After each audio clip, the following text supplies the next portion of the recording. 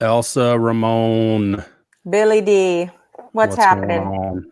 Man, isn't it true how you and I are business partners, but it seems like we talk on StreamYard when we're doing podcasts, just like we're on the phone.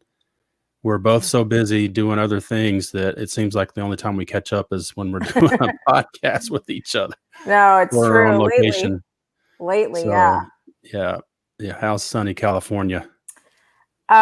Good. It's been beautiful this week. The week before we had a heat wave, and all of us here in LA almost died. I mean, because being a native Southern Californian, being a native of Los Angeles, I can tell you we are fragile when it comes to weather. Yeah, rain. you were. I thought you were going to melt when we were shooting in Miami a few weeks ago. Oh my God! Well, I thought it was pretty nice. I'm familiar with Miami. I used to go there quite a bit before my daughter was born. Her dad lived there, and I just don't remember it being that humid. It was. Yeah. Here, let me just turn off these email notifications so they don't bother us. Cool. But yeah, I you get acclimated to it, and obviously I wasn't acclimated to it, so it was pretty obvious. I was like a wimp from Los Angeles going, yeah, you were. My God, this is humidity, I'm gonna die. Who lives in this? Yeah. So here's the thing. I've been wanting to get you on here for a long time anyway, and we're going to talk about John McAfee. That's something we've both have a lot of experience with, and in light of his passing, I thought, man, we need to do this like quickly. So thanks for jumping in and let's doing this. But I want to reserve as much time as possible for that. But I want to talk about how you got into BitClout. And I'll start the story just by saying I started my podcast, and everybody who's listened to this knows that this is hastily done. But I put it together, and then later that day texted you and said, hey, you need to check out BitClout. I started a podcast. Just so you know. And, I was like, great, you started a podcast. Cool. So then what happened?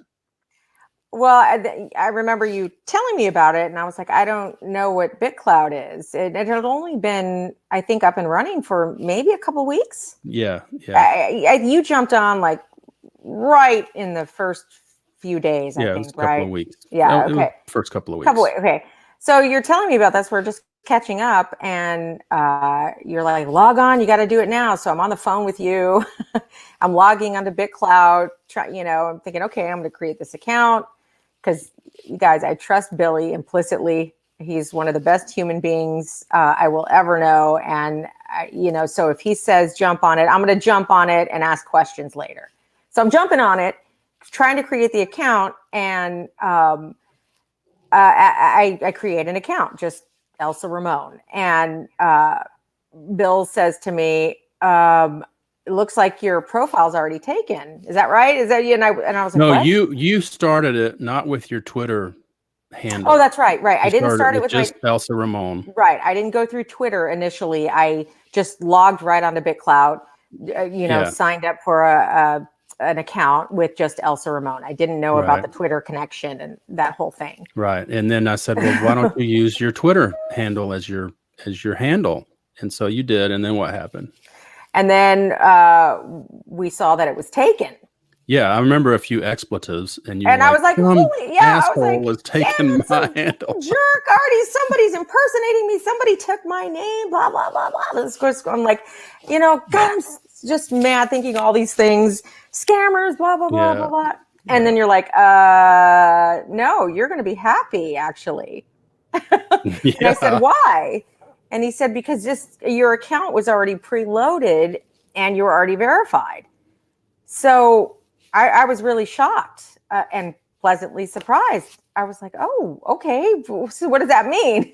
And so you proceeded to explain to me what that meant. So, of course, I became really grateful. Like, okay, I wasn't mad anymore. I was like, okay, somebody's not using my name. And, Yeah, you had some money sitting there ready to take.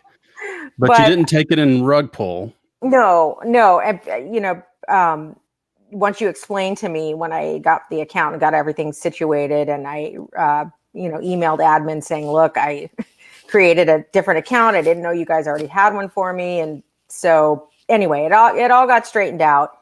And I realized after you explained it to me that there's money sitting there. And, I think people's first probably instinct or inclination is, ooh, that's my money. I'm going to get my money. But after you explained it to me, and I didn't want to do anything. My first thought was, okay, that's cool. That's really, wow, I'm blown away and grateful, but I need to find out what's going on here. And once you explained it to me, I was like, I'm not selling this. I am leaving it. I felt like this was a big opportunity, like Bitcoin was way back in the day, that if, somebody said, buy it and hold it, and I really trusted them, I would do it. And I feel like that's where we are with BitClout right now. I'm just engaging and creating a circle and creating an audience and a platform and sharing some of our work that Bill, you and I have done, and just being part of the community. And I'm just going to invest that way with our work, whether it's writing, shooting, whatever we produce, and watch it grow and see what happens. I'm really excited to be part of this platform.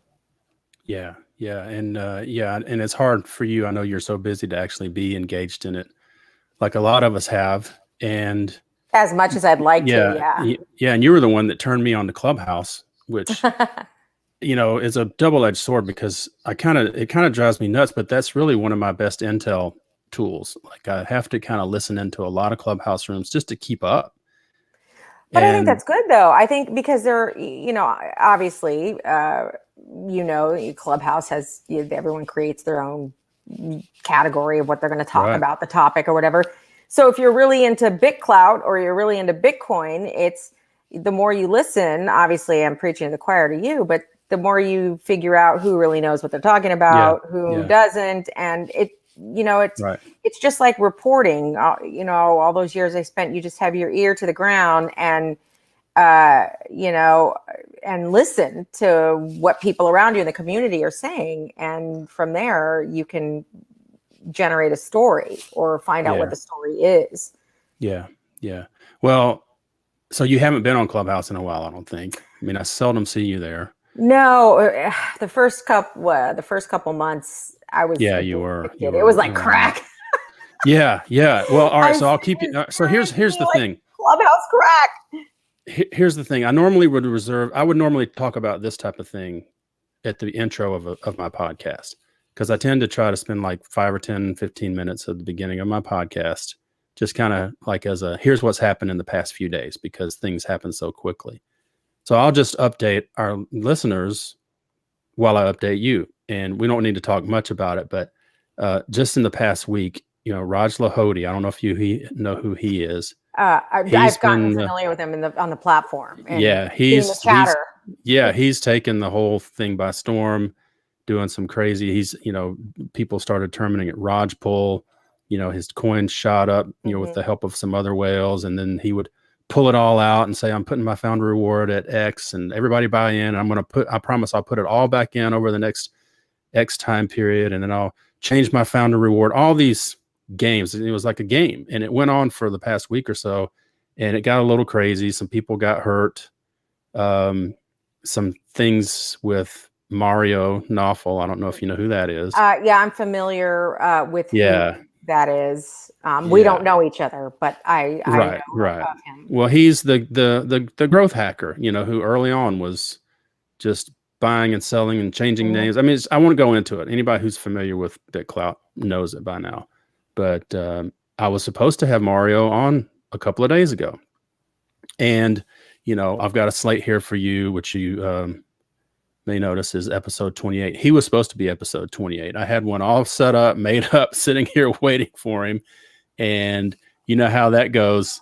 People don't show up sometimes. So I jump on Clubhouse. I'm sitting here waiting, and then there's Mario in a room with Raj, and it was like they aired out their whole controversial money problems in front of the whole community. It was oh wow, oh man, it was pretty wild, and I won't go into it. So And so I'm, I am completely just encapsulating this in a very small form. But they kind of worked it out. Mario's going to pay him so much of some coin, and Raj was like, I'm going to sell it. I'm going to tell everybody I'm selling it when I get it, and I'm going to, and they're like, okay, they worked it out. So needless to say, Mario didn't show, but we're booked for next week. So we'll see if he shows then, which is cool. That's not unusual, as you know. Right. So, I hope he does, though, because it'll give you a chance to ask some hard questions. That people have, on that platform. I know they do. Yeah, they do. But at the same time, I also feel like so much of that's already been asked, and I don't want to dwell on drama, but it was just a very tension-filled few days, it seemed like, and as a community, it felt like that. And of course, I was hoping he would like get off that call and get on my podcast, and we could talk about it. Like that would have been, like that would have been an ideal situation. Yeah, what a scoop. Perfect. So, but he didn't, which was cool. But then I went into another room, which is, my friend Tori Seller, who's a comedian, and he's collaborating with several other people. Where apparently they had decided the night before in a Clubhouse room, they started just imitating Raj and other people, and sort of just seeing if each other could imitate these people and the drama that's playing out. So they were deciding on the spot, well, let's start Clout Comedy and let's do Raj Pull the musical. And so they did it. They did it that night. And, like, who's going to play so-and-so? Who's going to play so-and-so? And I'm like, well, what's this about? Like, well, it's going to be unscripted improv. So I was like, well, then would the Krasensteins be like Siamese twins? Could we do that? I was kidding, of course, but so I literally stayed up for it. It was 11 o'clock my time. It starts. And it was one of the funniest things I have ever heard. People were imitating other people from Clubhouse. And this is inside scoop, guys. But, when you sit and listen to people talking so much, you get their voice and their pattern and the things they say. And to hear everyone imitating each other, it was one of the funniest things. And as a community, everyone has just raved about how much fun that was. And it was like, I've never seen a community go through so much tension in a few days, but within like 8 hours, sort of rectify it by this pressure valve of, pressure release of, let's just do comedy and imitate the whole thing. And it was amazing. They literally started it by playing the conversation, like imitating the conversation between Raj and Mario. The guy his name's Joseph on Clubhouse, who did Raj, sounded so much like Raj. Raj showed up to the room, came on. He was like, "That I thought I was talking." That's good. It was so amazing and so funny. And such satire that it was amazing to see a community that could go through so much so quickly and then sort of rectify it by like, let's just do a comedy show about it. And so I thought that was really cool. And of course, I stayed up till about 1:30 laying in bed, next to my wife. She doesn't know this, but, I was just sitting there like in the dark, trying not to laugh and, just thinking this is the funniest thing. So good thing she's a heavy sleeper. Oh, not necessarily. I was really? Yeah, no. I always thought Lisa was. I guess not. But yeah, I guess if you're sitting there laughing, I could sleep through anything. No, I wasn't like laughing, out loud. But yeah, it was just so as a community, I found it pretty amazing. So anyway, so that kind of summarizes. Was like, aren't you glad we didn't break up? Yeah. So, and they're going to keep doing it, and so there was an after room yesterday where people were just talking about it and they're doing it some more, so it was funny to hear. So nevertheless, that's kind of my catch up on BitClout, other than some other, cool developments that have just come out in the past 24 hours. But, it's funny. I know you're friends with Thor real quick, and I got a chance to meet him at the BitClout meetup when we were all in Miami. And he's just fun, right? He's just a cool, funny character. Like you could set that guy probably in the middle of nowhere. And by the end of the night, he has a place to stay, a 5-course dinner, brand new friends. That's the kind of guy he strikes me as, Right. And I think yesterday when I was on BitClout, I saw he was somewhere. He was in France, I think. So I don't know where he was, but he was somewhere where he was at a resort and or at a place where they told him, hey, don't stray away from the resort. It's pretty dangerous for tourists. It's not a good idea.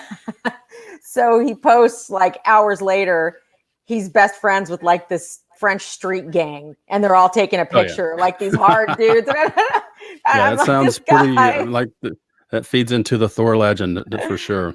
That's so, it was just, Wow. it just really validated everything I kind of thought when I met him in Miami, and then just your experience with him. And then, Yeah, and then he shows definitely. up, they're like, please, for your life, don't stray away from the resort. You 5 hours later, he's like doing gang signs with French gangs. It sounds I, familiar. I envy that. It's hilarious. That's wild. Yeah, I characterized him as garrulous when I first had him on the podcast. I'm like, he's just clearly somebody who can walk into any room Yep. and be comfortable. So, all right. I love So, it. speaking of another legendary character, let's talk about John McAfee. I just want to say that when we heard about his death, and just you and I talking about it, I just had some serious reservations about publicly talking about it on Twitter and other social media platforms, because I felt like right after the news broke by a paper in Spain called El País, all the other media outlets slowly started confirming the story, picking it up, at least confirming. And when I say confirming, you guys have to understand, as a journalist, if we get a confirmation from a verified entity like law enforcement, or the fire department, governor's office, that kind of thing, if we take their words and say, this is what the governor's office said, so-and-so is dead. So, all these journalists are probably tapping into their contacts, verifying the story, and they're all starting to run at all these news outlets outside of El País. And I saw everybody on social media just starting to jump, as they do when somebody famous or noteworthy dies, famous or infamous. They start posting their pictures that they took with them, or saying, I remember when I met them. And I knew what we had. We spent an extensive amount of time with McAfee and his wife. We had unprecedented access to his home and his inner circle. And I really, I had friends texting me saying, did you see what happened with McAfee? You should really post your stuff. And I thought, you know what, that's really, I just balked at that, because I thought, God, everybody's doing that. Everybody's trying to get a piece of this in some way. It just seems so, I know I've been in the media. I was in the media for 21 years as a television journalist. And I know I don't put anything past anyone, but I just didn't want to be that person. I didn't want to be another one saying, oh, look, here we are shooting guns with McAfee.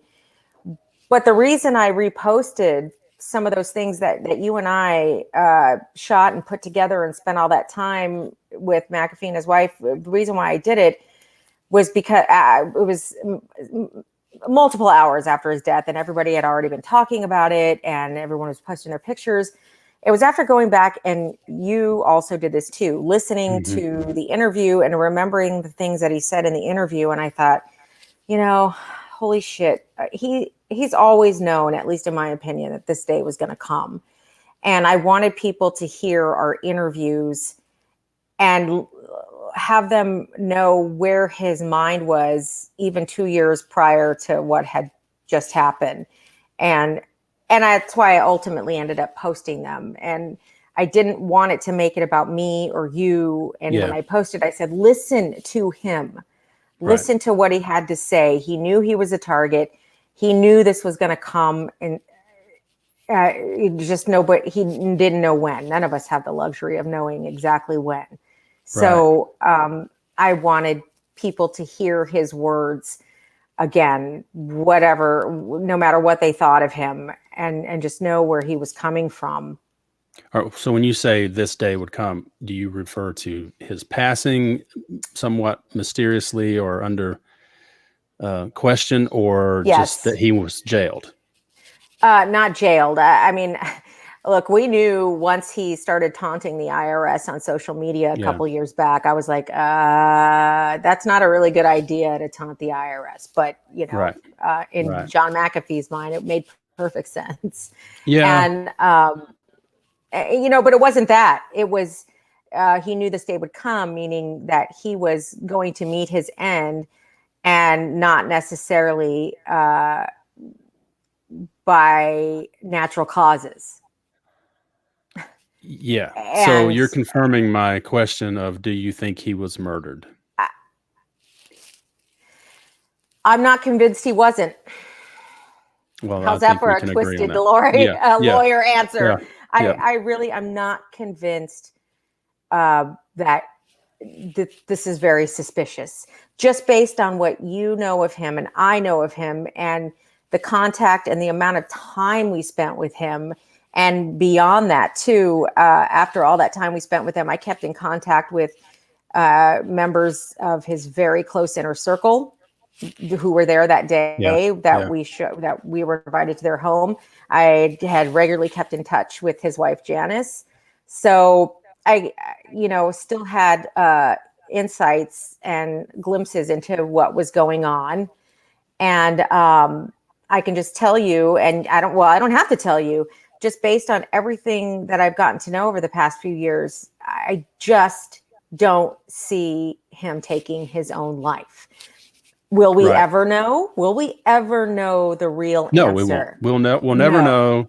And if he escaped, there's the rumor about his body double and all this stuff, which I don't really think is necessarily true, but who knows? If anybody could do it, he could. Well, he actually, over the years, if you remember, has perpetuated the idea that he had body doubles all over the world. Now, whether or not that was true, because John was also a fantastic storyteller. Oh, yeah.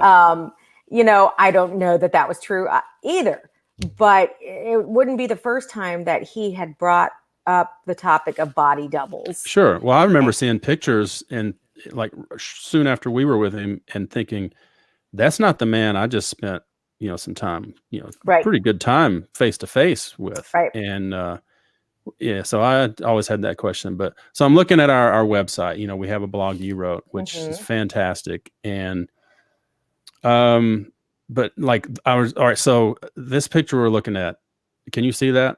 Yeah. Yeah. So we're streaming this to YouTube, folks, but, I'll never forget that. And ironically, this was in Barcelona where he died. Yeah, and that's right. We were in Barcelona. Yeah. Boarding the ship. We boarded the ship to the blockchain Mediterranean cruise. And I remember thinking to myself, well, I wonder if we're going to see, we kind of went there because we thought this is a place to get some interviews with crypto luminaries in a, confined space where they're there for that purpose and, achieve some of our goals. So it was worth the ticket for us to go, even though we got media pricing. So we get there. And so if you look at this picture of John, I can't remember if I took this or if one of our team took it and affected it. But that was just like the first thing I saw when I walked on the ship was John McAfee, rock star style, standing there holding court, with the crowd all around him. So of course, and I can't, one or two of my guys were like shooting like crazy. I'm like, get stuff with him. And I'm like, I'm going to talk to him. And I, took my turn to, fanboy with McAfee. Quite honestly, I was never a John McAfee fan, but I was like, here's an opportunity to get his attention. Remember, we had our t-shirts with Adventures in Crypto, and I put on there coming soon to Netflix, which still hasn't happened, but I didn't care. So I go up to him. I wish I had this picture handy to show, but I said, film me talking to John. And I go shake his hand, stand next to him, get my picture. And the whole time they're taking my picture, I'm not even smiling or anything. I'm just talking to him, like side by side, like not looking at him, but looking at the camera and saying, John, I need you to meet Elsa Ramon. She's a former CBS anchor who left, and we're doing a show in for Netflix, we want to get on Netflix. Which, by the way, not necessarily want to be on that platform anymore, but at that time we thought the goal. We wanted to, yeah. But I just never forget. He turns to me and goes, "Netflix," and I was like, "Okay, this is a media whore right here." Right? Like, totally. He'll want to be on camera, and I was like, "So I'm going to send her over to talk to you." You were in a panic because you couldn't find your passport. And you were running like crazy. I think you ran back off the ship. We hadn't departed yet. You finally get it. You walk by me. You're like, I got them. They were back at the desk. And I'm like, okay, right now walk over there across the room. John McAfee's over there sitting down with his wife. Go say hi right now. And you're like, okay, you were frazzled, but you went over and started talking to him. And that was the start of like a friendship, especially with you and Janice, which I thought was pretty cool. And then throughout the cruise, it seemed like you guys talked a lot. I was like, not on the radar, which was, fine with me. And I remember one time, I think you ran across him late at night at like 10 o'clock, and I had just gone to bed. My crew had just gone to bed, and you're texting me like, John can do the interview in 15 minutes. Can you do it? And I was like, no, because we'd been chasing him all day. Right. And finally, and I think it was later than 10 o'clock at night. I think it was way later, but I totally got it. I knew it was a long shot, to get, to assemble the crew and get him at that moment. But that was fine. It was fine. So fast forward. Obviously it worked. It worked out. Yeah. So, so, the whole time on the cruise, someone like him is just being pulled in 20 different directions. And, he is on there on behalf of Coins Bank, which was the sponsor of the Mediterranean cruise. And so he was, I believe, like the keynote speaker, and he had things to do. And I was really bummed because we came to the end of the cruise and I wasn't able to sit down with him the way we wanted to. But I looking back, I had struck up a friendship with Janice, and I had struck up a friendship with a couple people on his security team, inner circle, the guys with AKs and one of their wives, who I just thought was a fantastic person. And throughout the cruise, I had dinner with one of the security detail and his wife that I really liked. And, and Janice, and I got to know her and talk to her a lot, but I never talked to McAfee on that cruise. Yeah. But it wasn't until, we were all leaving and disembarking, and they saw us sitting there, the crew, and they said, hey, Janice said, I'll get in touch with you, and I'm thinking to myself, that's really sweet. She's saying that, but this isn't going to happen.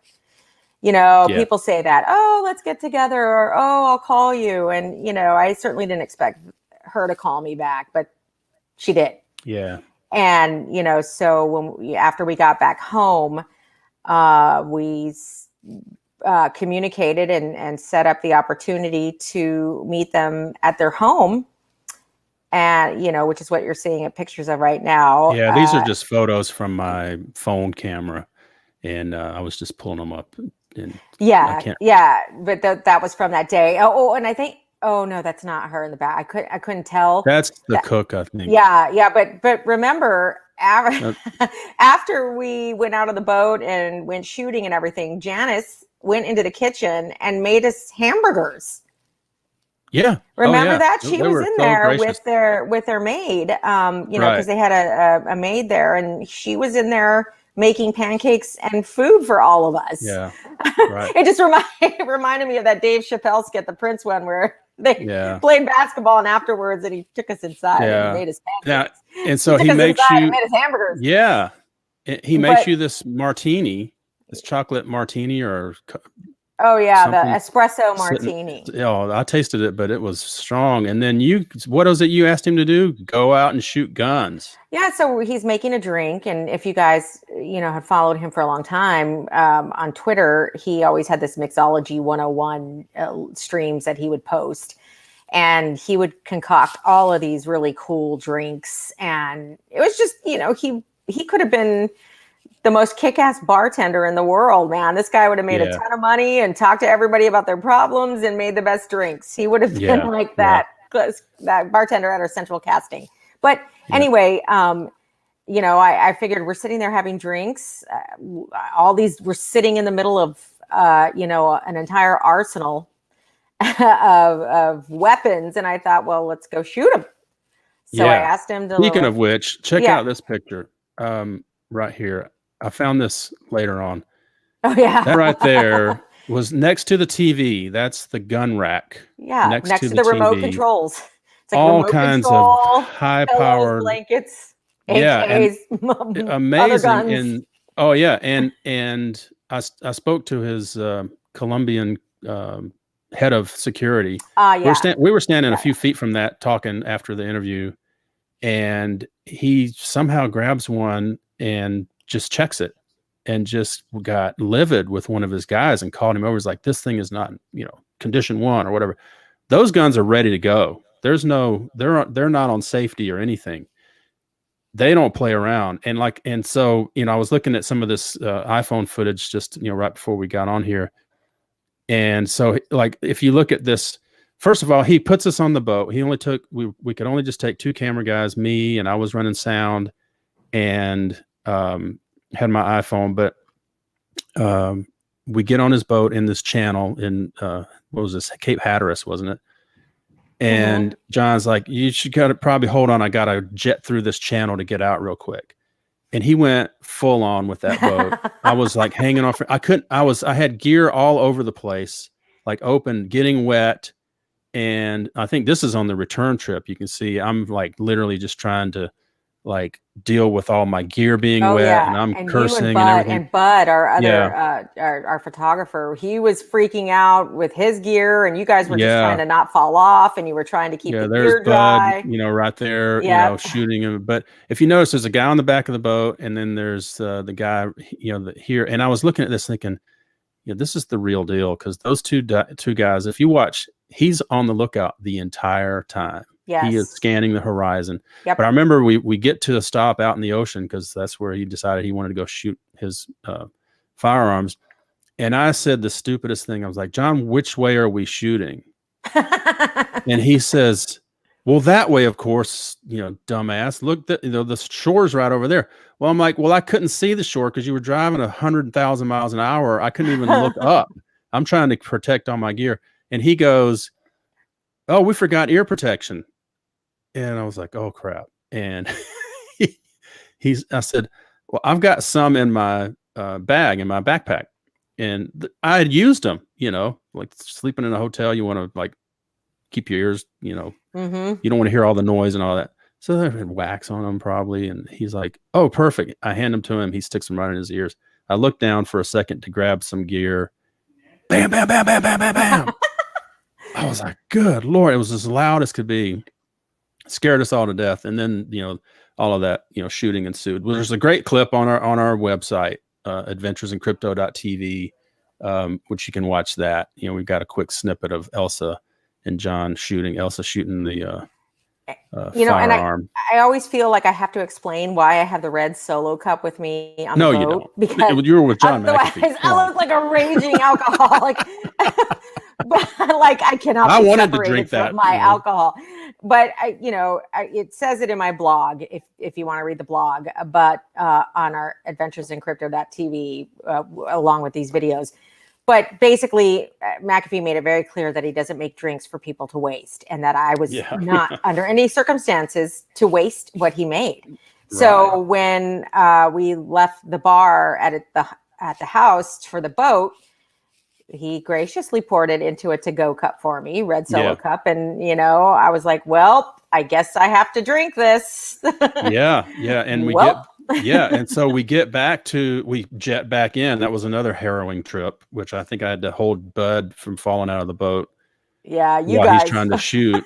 And it was just like, I was like dumbfounded after that little boat ride. And because he doesn't stop for the crew to get ready. No. It's like, I'm on John McAfee time. I do what I do. You just, if you want to shoot me, you just be ready to catch what I'm doing.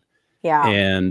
But then we get back to shore and he's like, okay, I'm going to take a nap. And we're there with the whole crew. Yeah. We've got what did we have? Like 5 or 6 people with us. Yeah. And he's like, I'm taking a nap. Like, screw the rest of you. I need a nap. Yeah. He's like, I'm 72 years old. I'm taking a nap. So he goes and sits like peacefully in his chair right in the midst of all this chaos of, 5 or 10, however many guards he had and his team. I mean, they're like his family, truly. Yeah. And Janice and the dogs and other people in the house and us. And he sits there and snoozes for a while. We all make burgers and, relax for a little bit and talk. And I'll never forget, he wakes up and starts chit-chatting with us. And I do recall we're sitting there just kind of hanging, talking. And he looks at me and he says, I miss yachting. was like, really? I didn't know you yacht. He said, oh, I love yachting. He says, I've got a friend that's giving me a yacht. It's en route. They're bringing it up to. I do remember him talking about that. I was like, damn, we got on the wrong boat. Yeah. He's like, they're giving me a yacht. And I was like, wow. And he looks me in the eye. I mean, he was right. I mean, he was a close talker. Like, he would get right up to you, Yeah. He's like, yeah, I live off the generosity of others. I own nothing. And kind of had that glint in his eyes, that little bit of a wink. And I was like, yeah, dude, I know what you probably don't officially own anything on paper. And if I were him, I probably wouldn't either. Yeah. And basically it was like, I don't have to own anything. I just have anything I want. Right. Which, who wouldn't want to be at that point in life? Which I think is the life he led. He was so vastly wealthy. He didn't need for anything. He didn't need to have ownership. He just had what he wanted when he wanted it. Sort of what thing. A concept, right? Yeah. And of course that house was nice, but it wasn't, Hollywood, glitzy nice. It was just a nice, comfortable home for a 100-millionaire, It was, and it was large, and it was right. I mean, it had its own dock, and it was prime real estate for sure, but it wasn't. But it was not opulent. It was very casual. And so, and I remember saying, he finally stands up from his chair and he goes, I said, John, you ready to shoot again? He said, yeah, like shoot, film him. I said, how about you make some drinks for Elsa and you guys just chit chat over some drinks? And he's like, okay, well, of course he can see we're still getting ready. He goes straight in the kitchen and starts making drinks. And I'm like, not yet, John. He said, you said make drinks. I'm making drinks. So I'm like, we got to accelerate here and be ready for him when he's got his drinks ready. So, and as and so that's what is on the website.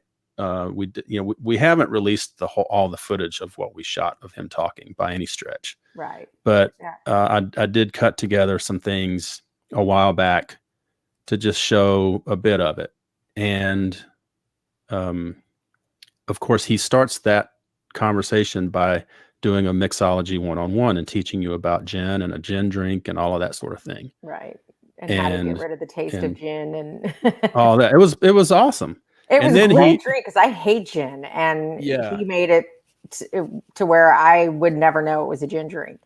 Yeah. And then I'll never forget, and I won't show this, but it's on the tape.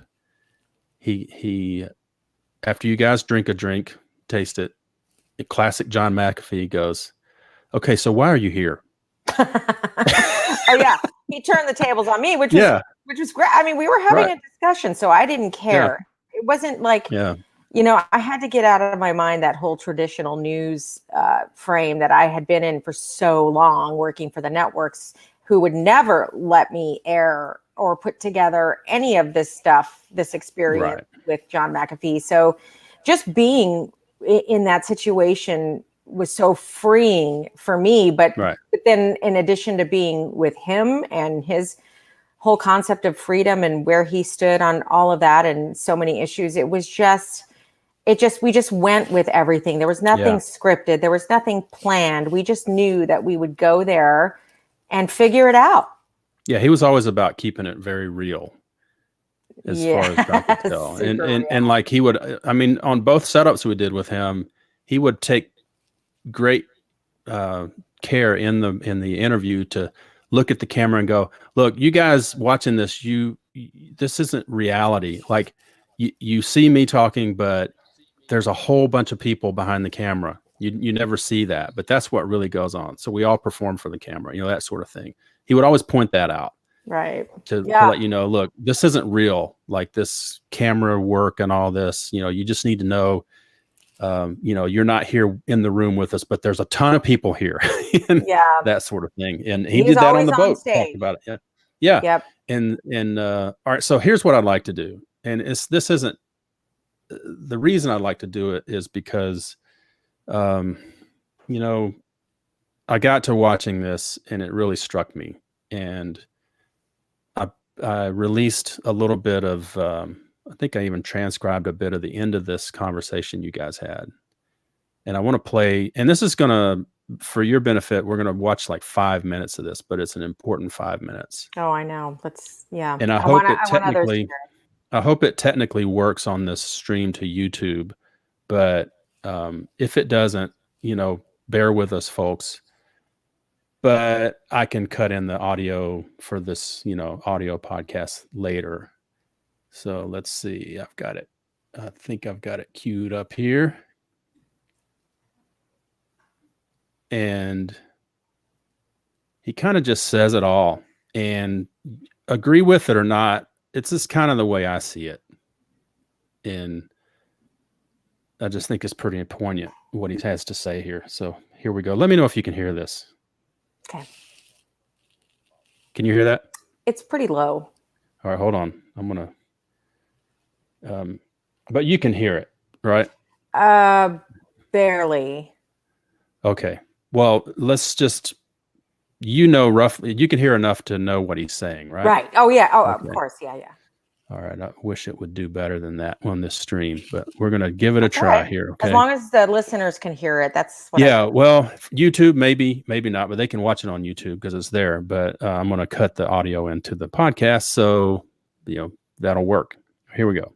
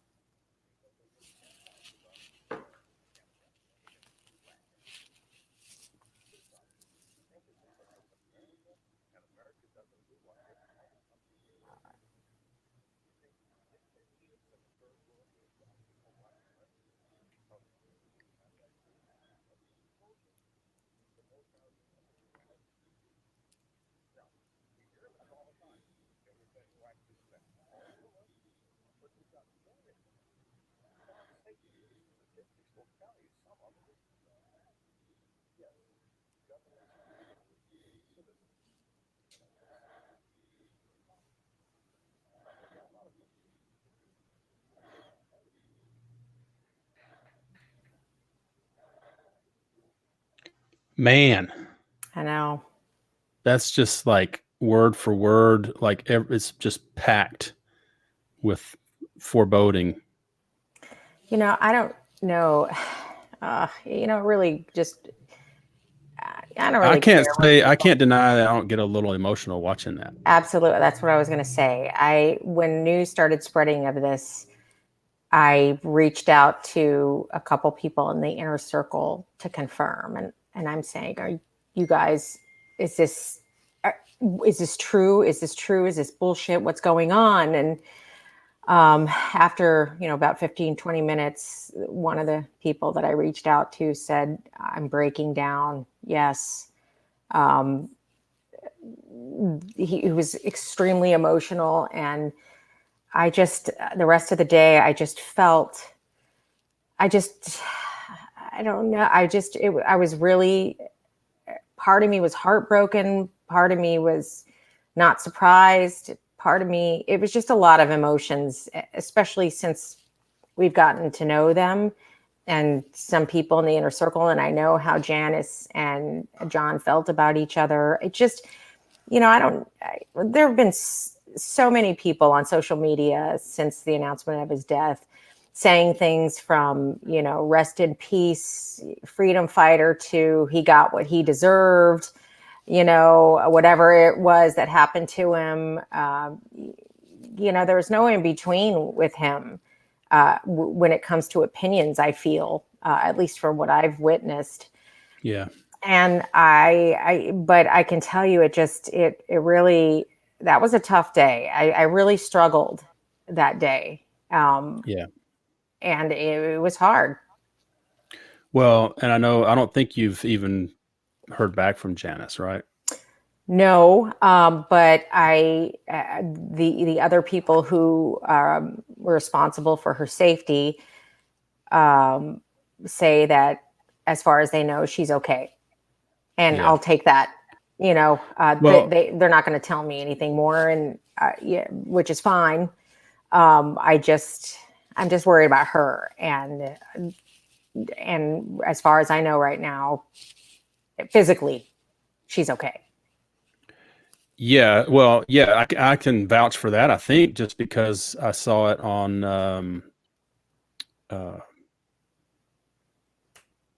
one of them, MSN something.com, a report from this morning. In Barcelona, she went to claim his things from the jail and kind of did a little mini press conference, and she was pretty, emphatic that he's not suicidal. He spoke to me right before. You and I right before both said that. Yeah. No, I mean, but she said that she had spoken to him and he didn't indicate anything that sounded like he was suicidal. But would somebody who, I'm just playing devil's advocate here. Right. I don't believe that that's how he met his end, by his own decision. I'm not entirely convinced of that. But at the same time, you always hear people say when somebody close to them dies by suicide, they say, there's no way. They didn't show any signs. Nobody knew. Nobody told. Well, somebody who's planning to end their life doesn't exactly announce it. I'm guessing because they don't want a bunch of people trying to intervene to stop them. I'd have to agree there. But I will say this. I don't Here's know. what I would, knowing him, quite honestly, we don't know him that well. We were not We were in lucky enough his to deeper say we terms. spent a day. We've spent some time with John. Few people, not a lot of people can say that. Him So personally, yes. yeah, Janice, I so got to know more, sure. and some of the inner circle people I did, but yeah. But he didn't strike us as the type that would end his own life necessarily, especially in the circumstances as we know it. But I will, but we do both know from his Twitter feed that he was very depressed lately. He was suffering in that prison. Yeah. Which I imagine is from what I understand, may be harsher conditions than a U.S. prison, perhaps. I don't know. But the way he described it, it sounded like guess, it. Yeah. And it was a struggle to stay alive, just from the type of criminals he was surrounded by, sure. right? He had to befriend people, and he made that clear on his Twitter feed. You had to, you got to figure out a way to survive among these people that you're sitting in jail with in another country, because they'll prey upon the weak. Right. And at the same time, when you're on trial in another country, you don't have the rights you have in the United States. Right. So it seems to me that he would maybe want to be if he knew he was going to be extradited, which that seemed to be the case, even though I think it still wasn't 100% confirmed he was going to be extradited. But it seems to me, knowing him and as clever as he is, he might at least go, all right, well, this is going to not end well, and I'm going to end up in a U.S. prison, but I'm going to go down screaming. And if I go back to the United States, I get a fair trial, allegedly, but I get my say. Then I can choose to end my life. Right. Yeah. And I just, I saw people on social media claiming that, he knew that if he came back to the U.S., he was going to be in prison the rest of his life, and that's why he killed himself. I just don't. I don't see that as a motivating factor for him to do that.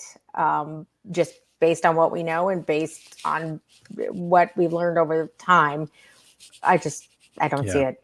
But I think from just watching that video, he was clear on the tactics that governments use.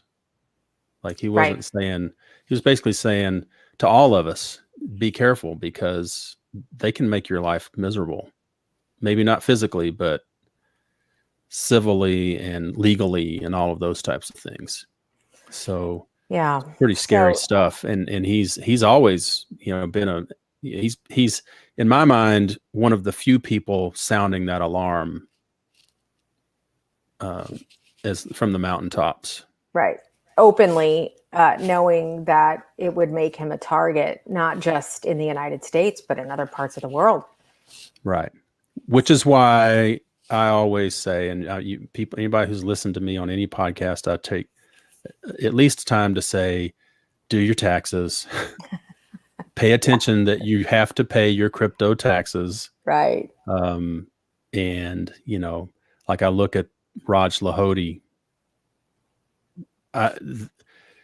that could be a complete tax nightmare for him, what he's done in the past week of back and forth, moving money in and out. And the people that played that game, I did not play that game. I was like, I can't keep up. I don't have time. I didn't touch anything. God, because IRS, I touched nothing. Sure. But if the tax authorities in any country decide, okay, every time you make a coin trade, it's a taxable event. Right. I mean, the rules and regulations are up in the air right now. Sure. Almost everywhere. So they can, governments and other entities that regulate this stuff can, come up with laws and regulations out of thin air, and you're screwed. Right. So something to pay attention to. So anyway, I'm glad we got a chance to do this. It's a bit cathartic and kind of like how should I put it? A chance for us to sit back and go, wow, I can't believe we hung out with that dude. Like lots of people I've spent time with over the past, because this was about 2 years ago. It was right before they fled the country, literally. Yeah. That yacht he was talking about was their escape.